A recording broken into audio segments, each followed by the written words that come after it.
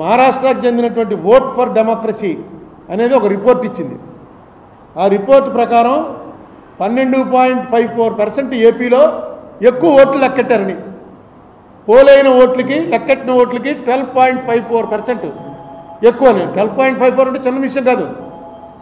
అలాగే పక్కనున్న ఒరిస్సాలో 12.48 ఎక్కువ లెక్కెట్టారు అని అతను ఒక పెద్ద లిస్ట్ ఇచ్చారు. వాడు ఎవరి ఓట్ ఫర్ డెమోక్రసీ ఇది ఫుల్ సర్క్యులేట్ అవుతుంది.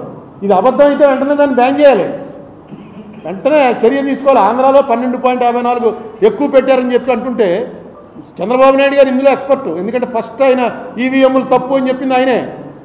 ఆయన దీన్ని క్లియర్ చేయాల్సినటువంటి అవసరం ఉంది. లేదా ఓట్ ఫర్ డెమోక్రసీ వాడు బోగస్ వాడు ఉత్తినే ఏవో పెడుతుంటాడు. నేను చూశాను వాళ్ళ పేర్లు, అందులో ఎవరెవరు ఉన్నారని. వాళ్ళంతా చాలా పెద్ద రిప్యూటెడ్ ఫెలోసే. మరి ఎందుకు అలా పెడుతున్నారు అని. ఇంకో విషయం, నిన్న బాలినేని అతను వేసినటువంటి పిటిషన్లో ఇప్పుడే దేశాయ్ గారు పంపారు నాకు. దేశాయ్ గారు పంపిన దాని ప్రకారం చీఫ్ ఎలక్టోరల్ ఆఫీస్ మీనా గారు 26/6/2024 నాడు ఒకటి ఇచ్చారు. అది అందరికీ కూడా తిరుగుతోంది, మీకు కావాలంటే పెడతాను నేను. దాంట్లో ఆయన చీఫ్ ఎలక్షన్ ఆఫీసరు ఆయన ఏమి ఇచ్చాడు, ఇవన్నీ కూడా కౌంటింగ్ అయిన 10 రోజుల్లో మొత్తం డిస్ట్రాయ్ చేయమన్నారు. అప్పుడే 20 రోజులు అయింది, 26వ తారీఖున ఇచ్చాడు ఆయన. అప్పుడే 20 రోజులు అయింది, ఇంకా ఎందుకు డిస్ట్రాయ్ చేయలేదు, వెంటనే అన్నీ డిస్ట్రాయ్ చేయండి అని చెప్పి ఆయన ఇచ్చాడు. అది పంపిస్తే అది చూసి నేను ఆశ్చర్యపోయి దేశాయ్ గారిని అడిగాను, ఇదేంటండి బాబు అని. వెంటనే దేశాయ్ గారు యాక్ట్ తీసి పంపించాడు. Section 81 of the representatives of people act. ఇప్పుడు అదే ఇక్కడ వచ్చి కూర్చుని రాసుకున్నది ఆయన ఇందులో పంపించాడు వాట్సాప్లో. దాని ప్రకారం 45 రోజుల వరకు అది సురక్షితంగా పెట్టుంచాలి. ఎందుకంటే ఎలక్షన్ పిటిషన్ ఎవడన్నా వేస్తాడేమో, ఎలక్షన్ పిటిషన్ వేసేటప్పటికి అన్నీ కూడా సురక్షితంగా ఉండాలి. 45 డేస్ టైం ఇచ్చింది యాక్ట్. మీకు గుర్తుందా, జక్కంపూడి రామ్మోహన్ రావు గెలిచినప్పుడు వడ్డీ వీరభద్రరావు కోర్టుకు వెళ్ళాడు. కోర్టుకు వెళ్తే అన్నాళ్ళు పట్టింది, 3 ఏళ్ల తర్వాత కౌంటింగ్ చేశారు. 3 ఏళ్ళ ఆయన 45 డేస్ కాలదోషం పట్టకుండా కోర్టుకు వెళ్ళిపోయాడు. కానీ యాక్చువల్గా అది వాయిదాలు పడి 3 ఏళ్ల తర్వాత కౌంటింగ్ చేశారు. చేస్తే 650-700 ఓట్లతో నెగ్గాడరా రామ్మోహన్ రావు అనుకున్నది 200-250 ఓట్లు కాదు, తప్పు, ఇతను నెగ్గింది 340 ఓట్లతో అని వచ్చింది జడ్జిమెంట్. ఇక అసలు మీరు 10 రోజుల్లో మొత్తం డిస్ట్రాయ్ చేసేయండి అని అంటే ఇంక ఎలక్షన్ పిటిషన్ ఏమి వేస్తాడు. అసలు డిస్ట్రాయ్ చేసేటువంటి కంప్యూటర్లు ఆన్లైన్వి. ఇప్పుడు దానికి ఏమంటున్నారు వాళ్ళు, మీరు రండి మాక్ పోలింగ్ పెడతామని. మాక్ పోలింగ్ అంటే మనందరం వెళ్ళి ఇక్కడేమో చెప్పాలి, మేము ఇదిగోనండి మేము సైకిల్కి కొడుతున్నాం, మేమేమో ఫ్యాన్కి కొడుతున్నాం అని రాసుకుంటారు.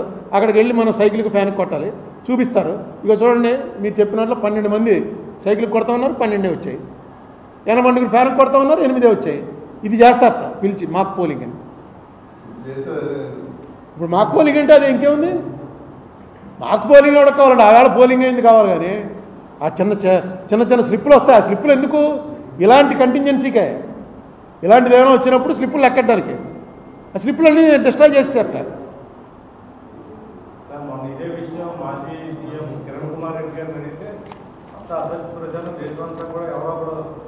అదే ఇదంతా అసత్య ప్రచారం అని చెప్పవలసింది ఎవరంటే దీని మీద ఎక్స్పర్టీజ్ ఉన్నటువంటి చంద్రబాబు నాయుడు గారి కెపాసిటీ ఉంది. ఎందుకంటే ఆయన ఇంతకుముందు కంటెస్ట్ చేశారు. పాపం ఆయన ఎవరినో ఒక ఆయన్ని అరెస్ట్ చేసి జైల్లో కూడా పెట్టారు. ఒక ఈవీఎం మిషన్ సంపాదించాడు ఆయన, పేరు ఇది తప్పుడు ఆర్గనైజేషన్. ఇలాంటివి అన్నాక అపోహలు రేకెత్తించి ప్రజల్లో నోటుకొచ్చినట్టు చేస్తున్నారని అది చెప్పండి. అలాగే ఇది క్లియర్గా రిప్రజెంటేషన్ యాక్ట్ ప్రకారం 45 రోజులు ఉంచాలంటే 26వ తారీఖు అంటే నెల కూడా అవ్వకుండా 10 రోజులు కౌంటింగ్ అయిన 10వ రోజులే. 26 అంటే 20 రోజులు, కౌంటింగ్ అయిన 20 రోజులకి మీనా గారు ఆర్డర్ అలా ఇచ్చాడు. యాక్ట్ ఏమన్నా మారిందా, ఇది చెప్పవలసినటువంటి అవసరం ఉంది. ఎందుకంటే దీని మీద చాలా చర్చ జరుగుతుంది. ఇది స్పెషల్ కేటగిరీ స్టేటస్ 5 మండలాలు.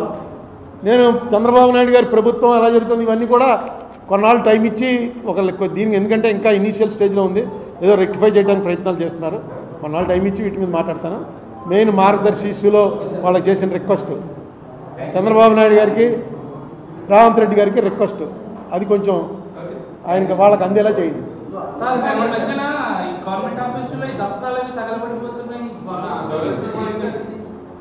ఇదేదో కొత్త పెచ్చకోలేదు, ఆయన ఎప్పుడు వినలేదు. మరి దస్త్రాలు తగలబెట్టేయడం అదేని, అసలు దస్త్రాలు ఏమి ఉంచట్లేదు, అన్నీ కూడా కంప్యూటర్లో లోడ్ చేసేస్తున్నారు.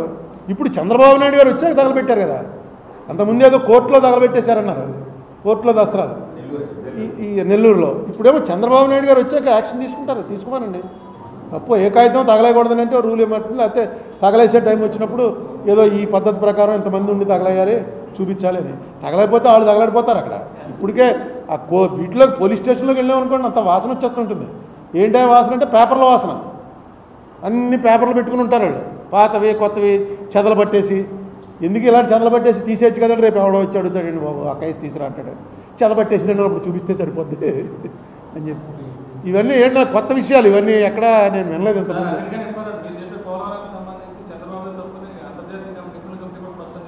ఇప్పుడు చంద్రబాబు తప్పులు జగన్ తప్పుల మీద మళ్ళీ వేరే ప్రెస్ మీట్ పెడతాను.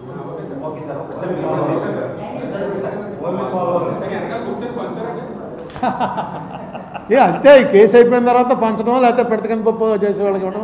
మంచి కాస్ట్లీ పేపరు, చాలా బాగుంది. మీరు కావాలంటే ఒక బుక్ పట్టుకెళ్ళచ్చు ఇంట్లో పిల్లలకి ఇచ్చి. ఎందుకంటే ఇది కేసులా, ఇది పెద్ద స్టడీ అవుతుంది కేసు. ఈ కేసు ఇతరుతో ఆగదు. దీని మీద చాలామంది పిహెచ్డీలు చేసి ఎకనామిక్స్లో డాక్టరేట్లు తీసుకుంటారు, ఎకనామిక్స్లో డాక్టరేట్లు కూడా తీసుకుంటారు.